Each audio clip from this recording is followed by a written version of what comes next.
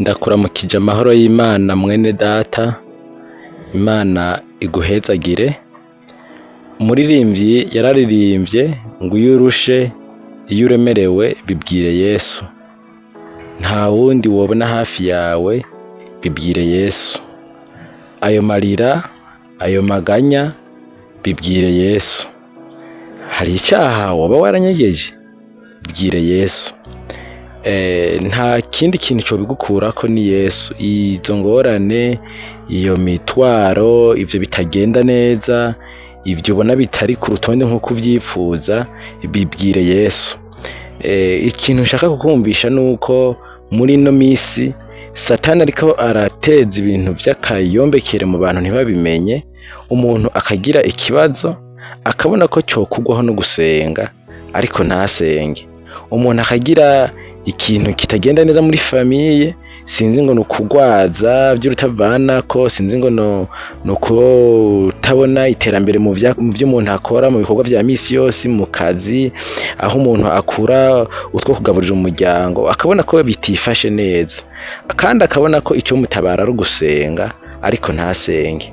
Mugabo umugenzo wo gusenga kuba Kristo ni ikintu ciza. Ntugasigeho gusenga, bikugwaho no gusenga.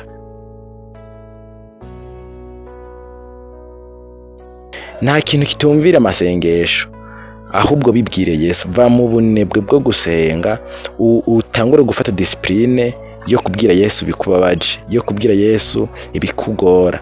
Uzinduke mu gitondo ubibwire Yesu imbere yuko utangura ibikorwa vya misi yose, hama ugende kubuzi.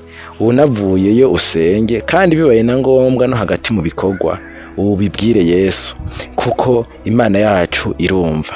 Iyo dusomye muri Matayo igice c'indwi ku murongo w'indwi, turabona neza yuko ubutumwa bwiza butubwira ngo musabe muzohabwa, murondere muzoronka, muramutse muzokugururirwa. Yesu ubwiwe iryo jambo yaritubwiye abizi neza ko uwosaba yohabwa. Rero ntufatwe n'iyo ngwara iriko irafata abantu yo kubona ko bakwiye gusenga kugira batabagwe, hama akaba babayeho badasenga. Ahubwo wowe unyumva, senga nyabuna. Hariho rero amasengesho y'umuntu ku giti ciwe, hariho amasengesho ya famiye.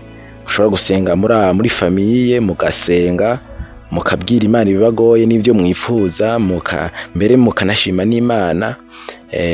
Ivyo no kwitwa ry'amasengesho yo aho mubaye. Hariho amasengesho y'aba bana naho mutaba muri famiye mupanze hamwe muri abanyeshure canke abandi bantu. Hariho amasengesho ya famiye, amasengesho ya kohare, hariho amasengesho y'ishengero. Uwo mugwi uherereyemwo, ivyo mubona bitagenda neza, ivyo mubona bitari ku rutonde nk'uko muvyifuza, bibwire Yesu. Nta wundi mworonka hafi yanyu wo kubatabara atari Yesu. Ikintu nagomba kukumvisha ni iri jambo rivuga ngo bikugwaho no gusenga, bikugwaho no kubibwira Yesu, bikugwaho na nyene ijambo. Yesu arashoboye. Wowe ushobora kwibaza ngo kubera ikindi ndakunda kwifuriza gusenga, nuko atari ibibazo byose tugira ngo bikugweho n'abakomeye, ngo bikugweho n'inshuti zacu, ngo bikugweho n'amafamiye akomeye, ngo bikugweho n'amafaranga canke n'ubwenge twize mu mashuri. Hariho ibintu biza imbere yawe bigakugwaho no gusenga, bigakugwaho no guca bugufi, bigakugwaho no guhamagara Imana. Hari ibintu bimeze nka Yeriko bidakugwaho n'ingabo zikomeye, bidakugwaho n'amablende, bidakugwaho n'amatactique umuntu akoresha cyangwa ubwenge, ariko bikugwaho nuko ugize gute, usenze. Ano teke abakristo ntitwizigiye gutabamo nk'uko abisi bavyizigiye mu bikomeye, mu mafaranga na hariya na hariya. Nta yindi mikogote twizigiye, twe twizigiye Imana yo mwijuru, nico gituma tuyisenga.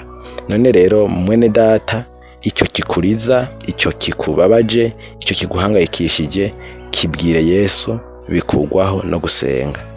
Yesu Kristo aguhezagire. Yesu Kristo ahezagire ibikorwa by'amaboko yawe. Wishugwe mu vy'uko urasaba Imana. Yesu aguhezagire.